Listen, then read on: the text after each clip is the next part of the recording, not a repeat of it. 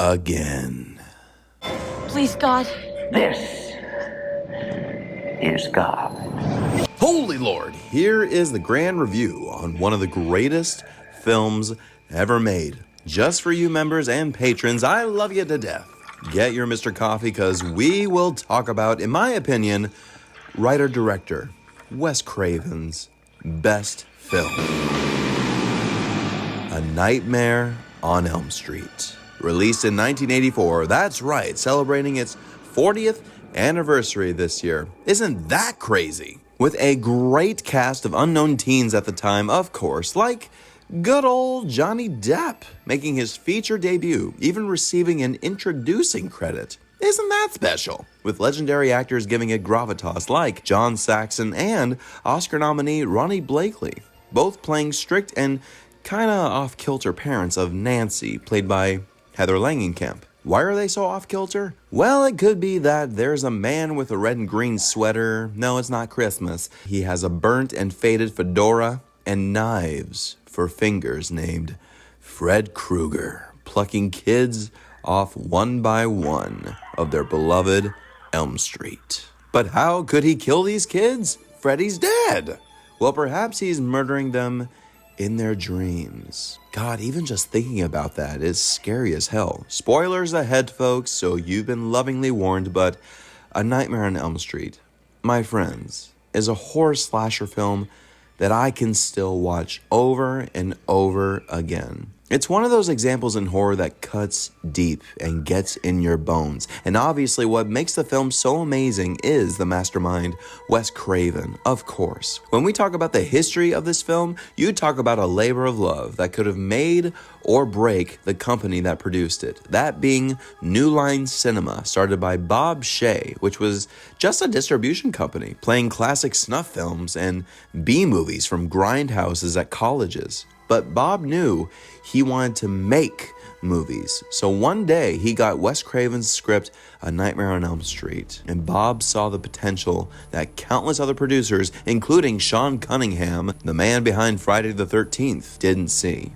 Wes was broke as a joke, which is still crazy to think considering this was the man that made Last House on the Left and The Hills Have Eyes, both films which did very well financially, but Wes knew he had to rise above, and after reading a true story about a group of Southeast Asian refugees who were terrified to fall asleep, especially escaping the clutches of Pol Pot, the Cambodian dictator, and when they would fall asleep through just exhaustion, they would wake up screaming and then simply die.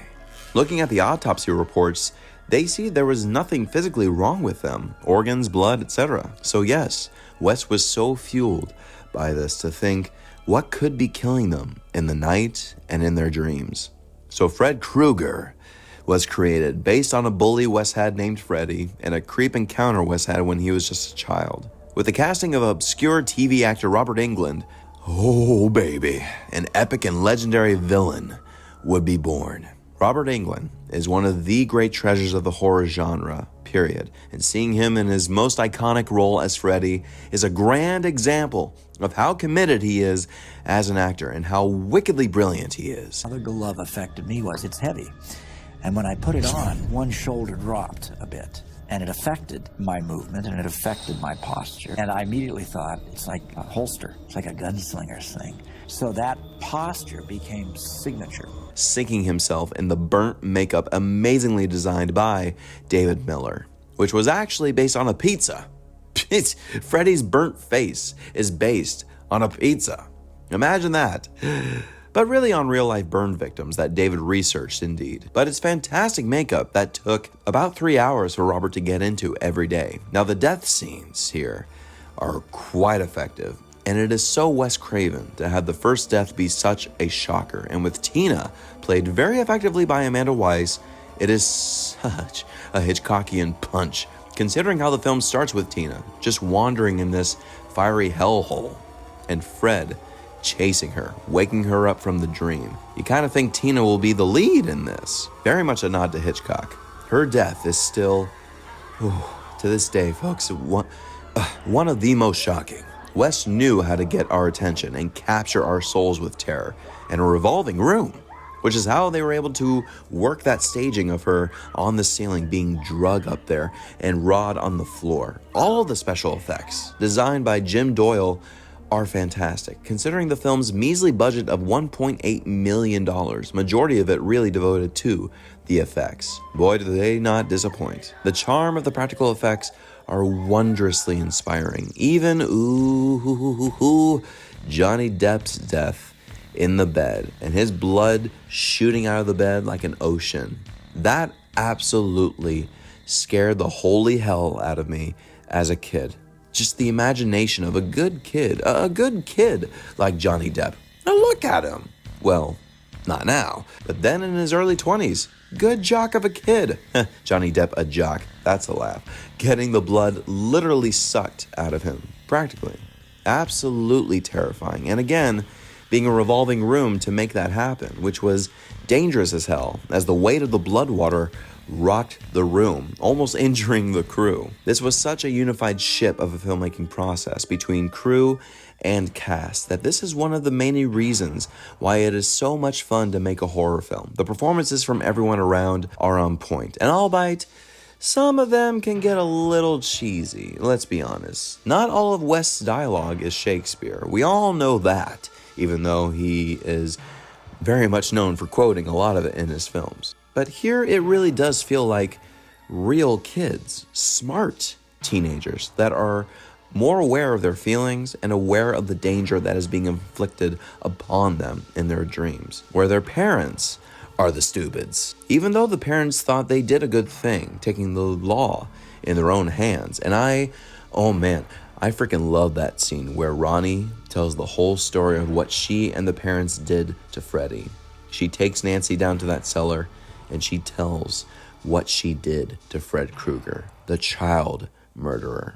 I love so much that Wes doesn't do any cutaways to emphasize the story, because we don't need it. It's much more powerful to have this scene just on the actors. Side note, yes, the sidestep of having Freddy a child murderer versus the original text stating he was a child molester was such a controversial thing, because the McMartin trial was so heavy in the press at this time. It had to be sidelined verbally, but we still get the idea very, very much, thanks to Robert Englund's performance and the brilliant shots Wes and DP Jacques Hakin set up, like the nasty and viciously scary shot of Nancy in the bathtub and Freddy's glove rising out of the water in between her legs. Oh, shit! That's why this film stands apart from the typical slasher with dumb characters. You actually have kids that are fighting something they really can't control, like sleeping. Nancy obviously fights through it as a worthy adversary. And, okay, the ending. We all know the ending. Epilogue, whatever, is confusing and mixed, with Nancy walking out into the sun, escorted by her loving mom who doesn't have a drink in her hand, but she's walking her to her friends who are all alive. Freddy is defeated. All is happy. But then the car becomes Freddy with the striped sunroof. They're all trapped in the car, and that silly jump scare with the squishy RONEE flying through the window. The effect with RONEE works great on film, but when we shot it was pretty silly shit. It sure was. But I'm not gonna lie, as a kid, it sure got me. This was obviously all because Bob Shaye, the producer, wanted a hook for a potential sequel. Wes went nuts because he already did that once with The Hills Have Eyes 2, and nobody liked that. Wes didn't even like it, so a sequel was still always frowned upon as a cash grab.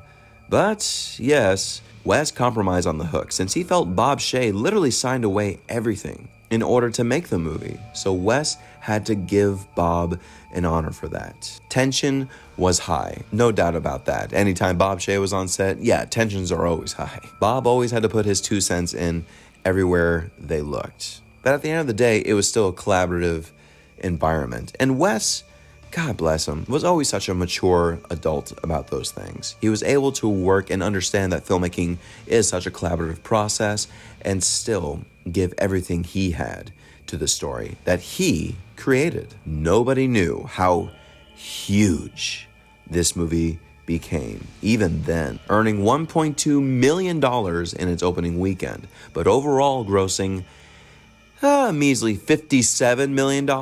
That's a whole lot of clank, and Bob knew they had a potential franchise, and New Line Cinema would become the house that Freddy built. With its sincere horror performances, great cinematography, splendid low-budget special effects, plentiful scares, like Charles Bernstein's score alone, that adds so much to the pace of this film, adds so much to the eeriness and the unsettling tension that you feel even just from that score.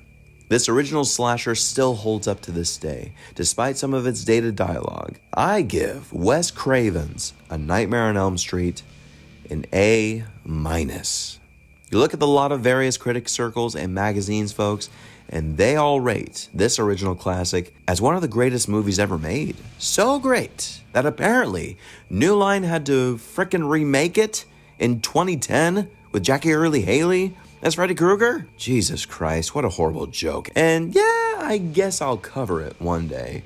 But this gut puncher, my ghoulish friends, have you actually seen it? What do you think of it? Listen in the comments like crazy, subscribe, and stay tuned for even more reviews to come, as fast as I can. In the meantime, friends, thank you so much for watching, and whatever you do, Don't fall asleep.